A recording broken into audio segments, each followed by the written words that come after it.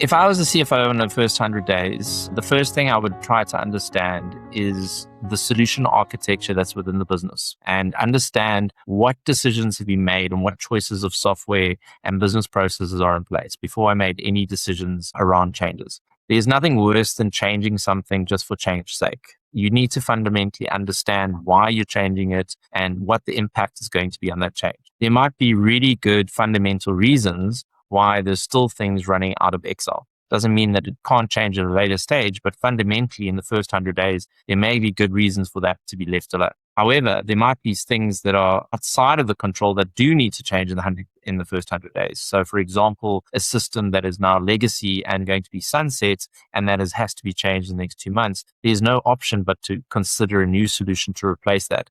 Understanding the impacts, getting that system in with the right vendors and right pricing, and ensuring all the existing linkages to the old system is now in place with the new system. And that can be quite a stressful period.